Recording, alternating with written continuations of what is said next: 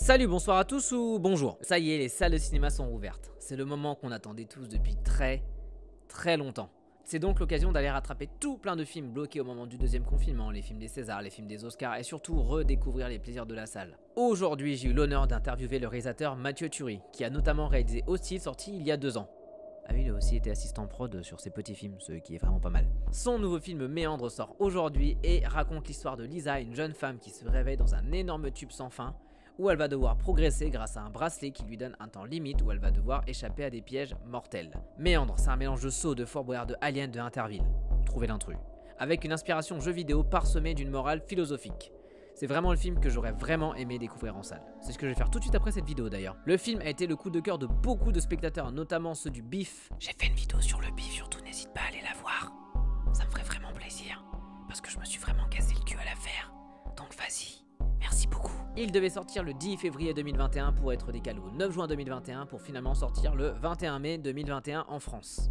Et ça c'est beau. Et je parle beaucoup trop depuis tout à l'heure. C'est parti. Donc j'ai vu Méandre il y a 2 jours. Et déjà, j'ai adoré. Et je voulais te demander, la première question, c'était quelles ont été tes influences un peu plus ou moins directes pour faire ce film? Alors, il y en a une qui est juste là, c'est le Aliens de Cameron. Non pas, bien sûr, pour moi, c'est un chef-d'œuvre ultime. C'est une des rares suites qui arrive à se hisser presque au niveau du 1. En fait, je laisse le 1 en 1 parce que c'est le premier. Mais voilà, je trouve que de réinventer toute la mythologie tout en respectant l'original, enfin bref, et en faisant autre chose. Bref, c'est Cameron, quoi. Mais en fait, il y a une scène dans Aliens qui est toute bête, où tu sais, tu as Bishop vers la fin qui doit aller rallumer l'antenne pour faire revenir le vaisseau, et qui du coup passe dans un tuyau comme ça. Euh, et, euh, et cette scène m'avait terrifié alors qu'il ne se passe rien. Mais c'est le fait qu'il soit complètement à plat ventre, qu'il ne puisse pas se lever, pas se retourner. Je me dis, il y a un alien qui va arriver, c'est obligé, devant ou derrière, mais ça va être horrible. Je me demande s'il n'y avait même pas une scène écrite, j'en sais rien, mais je me disais. Et d'ailleurs, il a cette phrase qui est géniale où on dit, mais tu t'en fous, t'es synthétique. Il dit, oui, je suis peut-être synthétique, mais je ne suis pas stupide. Et rien que cette phrase-là, tu vois, elle était pleine de sous-entendus. Et en fait, je sais que ça, c'était une inspiration indirecte, hein, mais je sais qu'elle était là dans un coin de ma tête. Euh, donc voilà, on va dire qu'après le reste, c'est plein d'influences, mais c'est ce qui se ressemble le plus. D'ailleurs, quand tu sais, j'avais fait un petit pitch reel qu'on utilise pour montrer avec plein d'images pour montrer aux producteurs, essayer de démarcher. Et il y avait notamment ces plans-là. Bah justement, en plus, c'est cool que tu parles d'Aliens parce que je voulais aussi te poser la deuxième question. C'était en même temps, il y a une espèce de couleur bleue justement dans Méandre qui fait justement très plus Aliens là justement par rapport même au premier de Ridley Scott par rapport à Alien. En fait, c'est ça, une espèce de couleur bleue et orange qui font très Aliens. Donc justement, c'est vrai que il y a une signification un peu que tu voulais mettre avec ces couleurs. Ouais, c'est surtout que je suis très fan des aplats de couleurs comme ça qui permettent de créer de façon assez franche des univers. Mais forcément, tu te rapproches de toute cette imagerie-là, en fait, dès que tu commences à toucher un petit peu à la SF. Euh, et que tu fais de la SF d'horreur, c'est-à-dire que moi, c'est tout le cinéma qui m'a formé, en fait, entre guillemets, qui m'a donné même. Enfin, le premier film que j'ai vu, c'est The Thing de Carpenter, tu vois, j'avais 6 ans. J'étais caché derrière un canapé.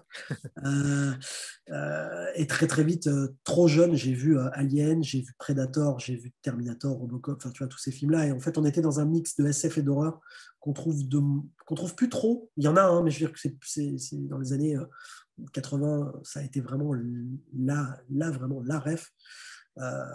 Donc en fait, c'est un peu tout ce cinéma-là, tu vois, qui m'a forgé et que j'ai essayé modestement de mettre des petites touches dans mes membres. Et justement, dans Méandre, donc l'héroïne, elle est dans cet espace confiné là. En fait, comment tu mets en scène justement dans un espace confiné? Comment ça se passe un peu? Bah écoute, c'est compliqué. Ce qui peut paraître simple sur le papier, tu vois, bah, c'est facile, c'est un petit décor. Non, tout de suite, c'est devenu très complexe, en partie à cause de moi, puisque je voulais absolument éviter d'avoir une mise en scène figée. Je voulais beaucoup de mouvements. Tout ce que je voulais éviter, c'était un plan devant, un plan derrière, un plan de côté fixe, et puis on verra en montage pour donner du rythme. Même si le montage est super important dans le film, mais je veux dire, on a vraiment été au bout pour que je puisse faire ce que je voulais avec ma mise en scène et faire vraiment des plans, tu vois, très complexes et tout. On a utilisé une caméra c'est la Sony Venice qui est utilisée sur les suites d'Avatar, là. Mais avec un système qui s'appelle le système Rialto, qui a été utilisé beaucoup sur Top Gun 2 pour mettre la caméra dans le cockpit.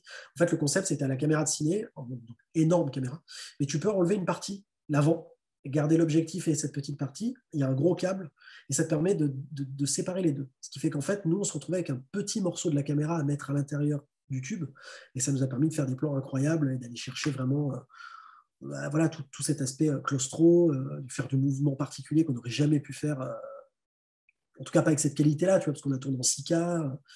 Tu vois, c'est vraiment un gros travail de recherche pour réussir à obtenir tout ça. Est-ce que justement, il y a des lieux que tu as peut-être utilisés en mettant un autre angle? Est-ce que tu as triché en mettant peut-être un lieu déjà vu? Comment ça s'est passé un peu? Alors, pas trop, c'est-à-dire qu'en fait, un petit peu quand même, c'est-à-dire que quand tu as un lieu, je ne vais pas spoiler, mais je veux dire, si on voit dans la bande-annonce, cette espèce d'interstice, Oui, tu vois, il y en a 4 ou 5 dans le film, c'est évidemment le même, tu vois, on va pas en fabriquer un autre alors que c'est exactement le même. Mais à part ce genre de truc-là très très précis, chaque piège était un décor, par exemple. Tu vois, on n'a pas réutilisé de morceaux de tube pour faire ça, puisqu'en fait, d'accord. il y avait autour du tube toute une mécanique pour chaque piège. Donc en fait, c'était très très complexe. Et le studio faisait pas loin de 1000 mètres carrés, ce qui était trop petit. Alors que c'est grand, hein. Mais pour te dire, il y avait tellement de. On avait par exemple un tube de 12 mètres pour qu'elle puisse justement avoir qu'on ait, tu vois, c'est une longue perspective et tout est là, il n'y a pas de 3D en fait là-dessus. C'est le tube, quand il est là, il est là. On a fait de l'effacement, on a fait il y a des effets spéciaux un petit peu, mais c'est pas, quand le tube est là, il est là, quoi, tu vois. Quand il y a des lames, elles sont là, quand il y a un piège, il est là. Le feu, c'est du vrai feu, on a foutu le feu au tube à la fin, enfin, tu vois, c'est vraiment, on a été au bout du délire, quoi. Donc voilà, après, au niveau du décor, ouais, le soir, il fallait souvent que on avait un tableau avec comme une vue en 2D, on est aimanté de chaque tube, chaque morceau. Et le soir, on se dit, bon, ok, demain, il nous faut ça, celui-là le met ici, celui-là, tu le mets là. Et puis ensuite, il y a une équipe déco qui prenait le relais toute la nuit pour installer la déco du lendemain. Tu vois, si on avait eu plus de place, on aurait pu tout installer, mais ce n'était pas le cas. Quand tu fais ce genre de film-là, tu vois, c'est un décor. En fait, c'est plein de petits décors et tu crées l'unité au montage, en fait. Donc, c'est très, très intéressant parce qu'en fait, le côté claustro, tu l'as vraiment à 100% que en salle de montage. Donc, bien après. Parce qu'il y a aussi un travail justement qu'on voit sur le son, surtout vers le début du film où justement tu as l'héroïne qui essaye vraiment de comprendre ce qui se passe. Comment ça s'est passé un peu ce travail de son? Est-ce que vous avez tout récupéré le son sur le plateau? Est-ce qu'il y a eu pas mal de travail en post-prod? Alors, on a tout pris sur le plateau d'abord parce qu'on en a besoin pour ensuite garder des choses et puis surtout avoir une référence. Maintenant, quand tu es en studio, le décor est en bois, même s'il y a du métal à l'intérieur, une fine couche, ça reste du bois, ça résonne d'une façon différente. On a refait, je pense, 90% du son, à peu près. Ok. Euh, donc déjà, il a fallu, tu vois, récupérer, refaire tous les frottements, les trucs. Donc il y a déjà un gros travail de bruitage, vraiment à l'ancienne, avec les bruiteurs qui refont les sons, etc. Ensuite, j'ai travaillé avec Gurwal Koik-Galas, qui est euh, notamment le monteur son de Albert Dupontel, qui était nommé là au César pour Adieu les cons, par exemple, et qui en fait, lui, c'est une rencontre incroyable, j'espère qu'on va faire 15 films ensemble. Lui, il est arrivé avec un vrai point de vue sonore sur le film. Il est arrivé en me disant, voilà, moi j'ai envie de raconter une histoire par le son, au-delà de la spatialisation, de son et tout, il a dit, j'ai envie que ça raconte quelque chose, que le tube soit un personnage, et il l'a créé à 100%, tu vois. Donc ça, c'est hyper important. Pareil, le mixeur Dominique Gaborio, qui lui a bossé par exemple sur plein de choses, sur tout mix, mais sur les reverbs, en disant on va faire évoluer la reverb du film pour que on soit comme elle de plus en plus conscient de notre environnement et on maîtrise. Enfin, tu vois, ce genre de détails-là sur le son, moi je voulais vraiment qu'il y ait ce niveau-là. Mais les mecs, ils t'apportent un tel taf et une telle passion pour ce qu'ils font que tu te réveilles le matin en étant. Moi j'y allais tous les jours, alors que tu n'es pas obligé d'y aller tous les jours. Tu vois ce que je veux dire? Mais juste pour les voir bosser, parce que c'était fantastique. Quelles sont tes principales peurs un peu? Moi, j'ai pas de phobie. C'est un truc j'en parle avec ma femme qui est phobique des araignées, par exemple. J'ai du mal à comprendre le principe même de phobie puisque j'en ai pas, en tout cas pas à ma connaissance. Ou alors elles doivent être vraiment cheloues et je suis pas encore tombé dessus, tu vois. Mais du coup, ça m'intéresse encore plus de travailler sur justement le côté. Je sais que sans être claustro, tu vois, genre tu peux m'enfermer 4 heures dans un ascenseur minuscule, je m'en fous. J'ai quand même des souvenirs, tu vois, étant gamin, par exemple, de mon père qui nous envoyait sous la baraque, en fait, tu avais un espace pas très grand. Et en fait, pour aller foutre un peu des merdes, tu vois, il disait, ah, ça t'embête d'y aller toi. Ben non, je fasse mieux, c'est sûr. Et en fait, je me rappelle cette sensation, je suis pas claustro et pourtant, j'étais tellement mal à l'aise dans cette position-là. Le fait, tu sais, de ne pas pouvoir respirer à plein poumon. Tu sens ta cage thoracique qui bloque. Le fait de ne pas pouvoir te relever, le fait de ne pas pouvoir te retourner, ce genre de sensation-là, euh, je ne vais pas dire que c'est une terreur ultime, mais je sais que c'est un truc qui parle à des instincts vraiment animaux. Tu te sens prisonnier de quelque chose et clairement, tu n'es pas fait physiquement pour être dans cette position-là plus longtemps que quelques minutes, quoi, tu vois. Et ça, c'est un truc qui m'intéressait vraiment. Après, Ouais, après, enfin, tu vois, c'est des peurs légitimes, hein, tu vois, noyer, brûler, tout ça, c'est pas, enfin, ça fait chier quand même. C'est chiant. Mais non, non, moi, si j'avais vraiment une vraie, tu sais quoi, une vraie peur, je pense, c'est d'être dévoré vivant. Tu sais, euh, genre par des lions ou par un requin, tu vois. Enfin, le fait d'être mangé, le fait, encore une fois, ça Ok, ramène à quelque chose de très primaire, mais voilà, le fait d'être une proie, c'est un truc qui me, d'accord. c'est le cas de Lisa dans le film un peu. Et bah, le film, en plus, utilise pas mal de codes du jeu vidéo, un peu. J'ai vu le Die and Retry, par exemple, le fait de mourir et de recommencer, un peu. Le niveau bonus, un peu, pour régénérer la vie avec cette espèce voilà, de petits tuyaux et tout ça. Est-ce que, justement, c'est voulu, ça? Tu vois, mon casque, c'est un gros casque de gamer, tu vois. Là, en fait, je t'appelle entre deux parties de Warzone. Non, c'est pas vrai. Mais non, non, je suis un gros gamer et surtout, j'aime beaucoup les jeux vidéo narratifs, vraiment qui racontent quelque chose. Je suis un fan ultime de The Last of Us 1 et 2, parce Oui. que tu vois. Je suis un gros fan du travail de Hideo Kojima. J'ai eu la chance de pouvoir rencontrer Hideo Kojima suite à mon premier film qu'il a beaucoup aimé. Et donc, bon, on discute sur Twitter, j'hallucine, il m'envoie des MP, chaque fois j'hallucine. Et il m'a envoyé d'ailleurs pour Méandre, je lui ai raconté le pitch de mon prochain avant de le faire, et il m'a envoyé des courts-métrages, des trucs et tout, enfin bref, c'est énorme. Euh, mais oui, je suis un gros fan de jeux vidéo, il y a une inspiration visuelle par exemple, tu vois, le côté, le bracelet qui ressemble un peu à celui de Death Stranding, tu vois, enfin, il y a une certaine couleur, certaines scènes, certains trucs, mais après de façon même plus métaphorique, comme tu dis, le côté, normalement mon idée c'était vraiment de mettre le spectateur au milieu comme un joueur un peu, tu vois, c'est-à-dire que au milieu du truc, et même en allant plus loin, j'ai caché des petits trucs dans le film pour que il y ait des trucs vraiment très bien cachés. Il y a même un truc, je suis même pas sûr qu'on puisse le déchiffrer, mais il y a plein de choses cachées dans le film qui donnent une interprétation différente de certains moments, parce que j'ai envie de jouer avec le spectateur. Et ça, par exemple, tu vois, Kojima, quand il pète le quatrième mur ou qu'il joue avec des trucs auxquels on ne penserait pas. Enfin, voilà, c'est un mélange de tout ça. Mais je suis bien entendu très influencé par le jeu vidéo. J'ai ma PS5 qui est juste derrière que tu ne vois pas. Non, non, mais voilà, vraiment, parce qu'on a la chance d'être. Je pense que tu joues aussi un peu. Oui, oui, Voilà. oui. On a la chance d'être dans un truc, dans un moment où le jeu vidéo est quand même enfin considéré comme un. Un Ça art. commence à être considéré comme un art de façon évidente.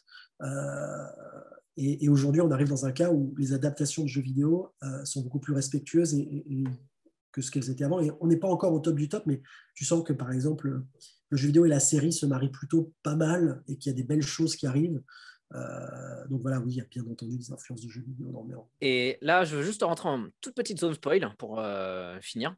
C'est justement une espèce de théorie peut-être que j'ai à peu près compris pendant le film, j'espère. Est-ce que justement bah, le personnage joué par Gaia West, est-ce qu'il ne serait pas mort dès le début en fait? J'ai vraiment, dès le scénario, voulu inclure différents niveaux de lecture. Mais pas, ce que je déteste, c'est quand en fait un réal ou un scénariste se dit ah, tiens, on va leur donner ça, comme ça ils croient que c'est ça, et ça ils croient que c'est ça, ils ont qu'à débattre entre eux, moi j'en ai aucune idée, je m'en fous. Moi j'ai une vraie réponse à tout ça. Ce qui est sûr, c'est que je voulais que le film parle de deux choses. Le côté très métaphysique et presque religieux sur la vie après la mort, la foi, la résurrection, le deuil, tout ça mélangé, et que le tube devienne symbolique de la lumière au bout du tunnel, de la vie après la mort, de tout ça, et d'accepter peut-être la mort, quelque part, si on part dans ta théorie, tu vois. Et par contre, tu peux aussi prendre le côté très concret et dire que c'est sur le côté plutôt SF, autre planète, extraterrestre, ce que tu veux, enfin, tu vois, quelque chose de plus fort qu'elle et que nous en général. Ce qui m'intéresse, c'est que ces deux trucs-là, pour moi, qui ont l'air très différents, sont complètement reliés, puisqu'en fait, on recherche, quand tu recherches, que ce soit avec Dieu ou avec une vie ailleurs, tu recherches quelque chose de supérieur à toi, en fait. Tu cherches quelqu'un pour retrouver ce rapport parent-enfant, et que en tant qu'adulte, tu retrouves quelque chose de plus grand que toi et qui sait mieux que toi. Chose que tu perds quand tu deviens adulte, puisque tu comprends qu'en fait Bien tes sûr. parents sont des gens normaux et qu'ils ont leurs erreurs, leurs problèmes, etc. Et que tu perds ce côté idolâtré, cette partie-là des choses. Et en fait, voilà, je voulais bosser là-dessus. Et donc, si, pour répondre à ta question, il y a des indices dans le film, il faut chercher. Et est-ce que là, tu aurais, vu que là c'est ton deuxième film, Méandre, est-ce que tu as des idées un peu pour un troisième film, j'imagine? On a plus que des idées, on est déjà bien avancé. Si tout va bien, on devrait tourner début d'année prochaine. C'est un film très différent, toujours du genre. Mais par exemple, tu vois, là où j'ai fait deux films avec des personnages féminins très forts, là, c'est une bande de mecs une bande de Golgoth très particulier. Ça se passe à une époque très particulière. Ça se passe en France, c'est un milieu très particulier. J'en parle pas parce que si je commence à dire là où ça se passe et pourquoi et comment, on va tout de suite comprendre où on va. Mais voilà, c'est quelque chose c'est un film que je pense que j'aurais pas pu faire avant, tu vois, parce que c'est quelque chose de très risqué, entre guillemets. J'aime bien prendre des risques. Tu vois, avec Hostile, avec Méandre, c'est des films risqués en soi, hein. Dans le mélange des genres et tout, c'est toujours risqué de faire ça. Très particulier, mais ça, c'est vraiment mon prochain film. Après, j'ai d'autres films que je suis en train de signer, donc, qui viendront juste après, normalement. Et je suis en train de bosser sur l'adaptation d'un jeu vidéo. Pareil, je ne peux pas du tout dire ce que c'est, mais si ça se fait, ça va être ouf. Et pareil, une BD aussi française que j'essaie d'adapter aussi. Voilà, c'est des projets qui peuvent prendre du temps, mais qui sont vraiment en cours. Donc après, on verra ce qui se fait. Donc, le prochain, c'est en tout cas ce film-là qu'on est en train de préparer avec les mêmes producteurs que Hostile et que Méandre. Parce que franchement, quand on voit des films comme Hostile, Méandre, c'est ça qui est bien, c'est de voir justement quelque chose de français chez nous dans le cinéma de genre, et c'est ça qui est, je trouve, super intéressant, et c'est ça qu'on aime. Je pense que beaucoup de gens aiment. En tout cas, moi, je suis client numéro 1, donc après...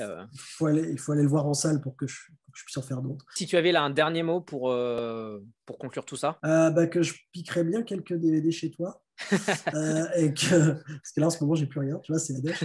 Mais parce que je suis en déménagement, donc il n'y a plus rien. Non, un dernier mot. Écoute, je remercie beaucoup le festival, le BIF et puis tous les festivals qui font ça, mais merci aussi aux gens comme toi qui en fait font cette démarche-là, en fait, de venir vers nous, là où nous on peut plus aller vers vous en fait dans cette période-là. Donc voilà, plus général pour les gens, c'est on compte tous sur vous pour revenir en salle, que ce soit pour Méandre ou pour n'importe quel autre film, mais pour revenir en salle. Et au-delà de nous, je pense que les exploitants en ont besoin. On en a tous besoin en fait, et on a tous besoin d'aller au cinéma. Je pense que ce sera le mot de la fin, mais c'est sincère. Je suis d'accord. Mathieu, merci beaucoup. Merci à toi. Et puis bon courage pour la suite, et voilà.